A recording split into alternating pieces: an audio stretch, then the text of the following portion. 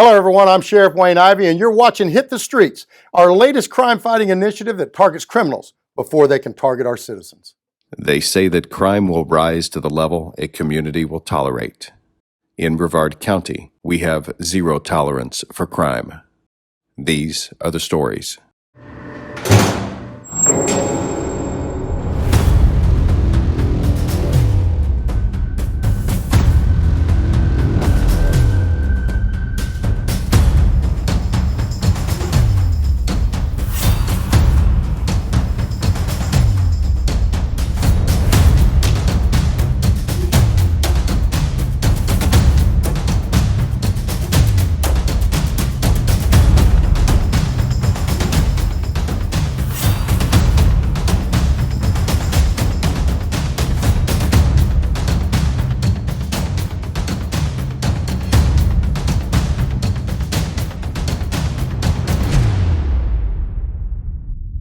So by now, everyone knows that Hit the Streets is a high-intensity targeted directed patrol unit that works to take bad people off our streets and lock them behind bars so they can't victimize anyone else. The team consists of patrol deputies, agents, fugitive agents, and our canines who all go after bad people so we can protect good people. Tonight's episode takes place in our West Precinct, where after a quick briefing to discuss the high-intensity target areas that had been identified by our criminal intelligence analysts, we assigned our teams and then we hit the streets. Now, as usual, our fugitive agents had started the day off for our hit units by grabbing Rosemary Ann Ferrara in the Viera area on active felony warrants for forgery or altering a public record certificate, use and possession of ID of another without consent, and grand theft. Ferrara was taken into custody without incident and was transported to the Brevard County Jail on a $130,000 bond. The fugitive unit also grabbed for us one of our Wheel of Fugitive contestants, Bradley Everett Gordon, who was arrested without incident, even admitted that he knew he was a contestant on the Wheel of Fugitive. Gordon was taken to the Brevard County Jail on a no-bond warrant for violation of probation, reference possession of methamphetamine. Now that the fugitive unit had done their job, as usual, it didn't take long for the hit units to get our first arrest, as agents Adam Weimer and Mitch Mathias attempted to conduct a traffic stop on a red Toyota at the intersection of Bristol and North Var in the Cocoa area.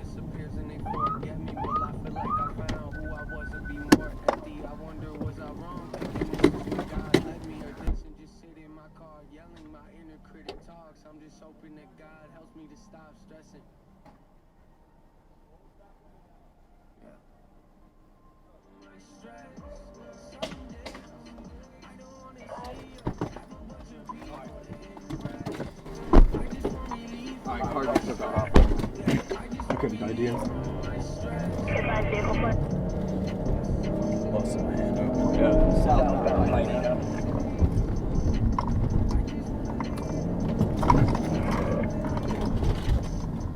Clear my way. Red Toyota, blacked out windows, black rims. One black male driver. He never made it to school. Alright, we don't have an eye on it, so it got lost somewhere in the Bellevue area. I bailed out of the house over here, off of Bellevue. Put on blue jeans and maybe a top. Hey, hold on, I might have something right here in the woods bedded down. As you can see from the video, what started as a traffic stop by our agents quickly escalated into a vehicle pursuit and foot chase, with various units responding to the area, and the suspect, Cleon Dunn, being captured in the woods after he fled from the vehicle.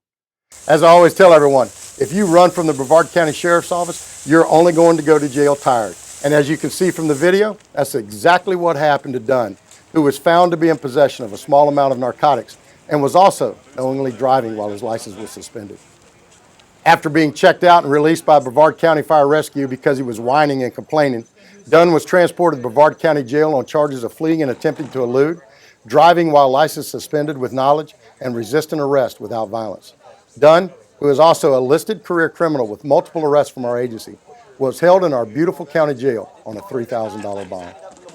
Okay, our next case happened when Deputy Kyle Shuck and Agent Sean Hannigan attempted to stop a reckless driver on US 1 in Cocoa, who refused to stop immediately and then eventually pulled over off of Dixon, where our team members observed the passenger attempting to conceal something under the front seat. Sirens on?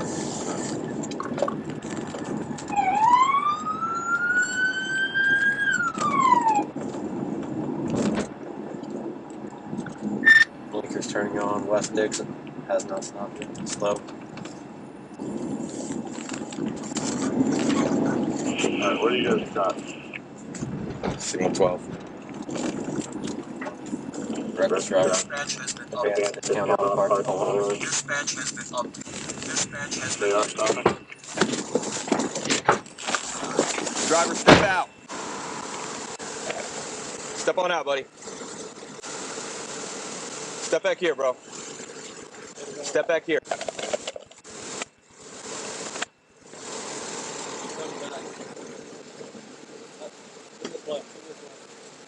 Hey, go ahead and detain him.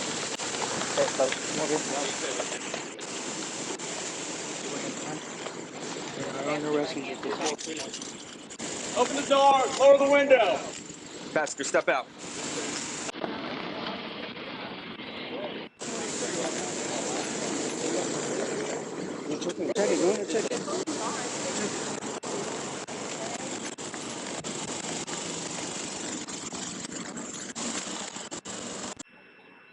Sessions under his seat. Yeah, and we saw him making furtive movements under the seat when you were walking up, right?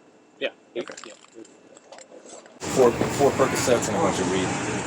And then the driver didn't pull over for like half a mile after the blue lights came on, so he's getting charged with fleeing and looting. The driver of the vehicle, Adrian Manning, was subsequently arrested for fleeing and attempting to elude and was transported to Brevard County Jail, where he was held on a bond of $5,000.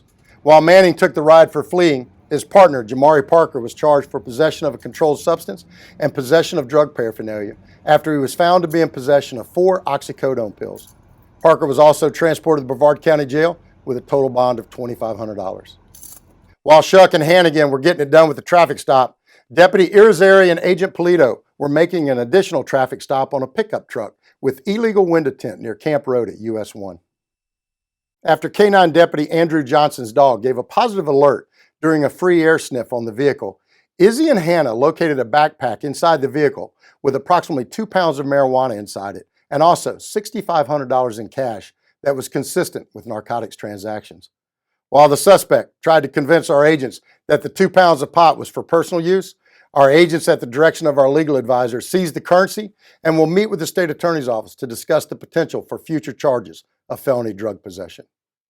Now, as the fugitive arrests, vehicle and foot pursuits, drug cases, and even cash seizures were not enough, our HIT units responded to a domestic disturbance off of Brophy Road in West Cocoa that, as Sergeant Chris Ferrante of our K-9 unit quickly learned, had plenty of excitement to give. 10-4, I'm on Brophy now. What was the call?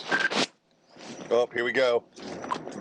I got a vehicle, signal 12 across Brophy, just crashed in parking into a I'm in the 3500 block. Someone go over there to Brophy. Yeah, I'm gonna need some help over here. Multiple units going in.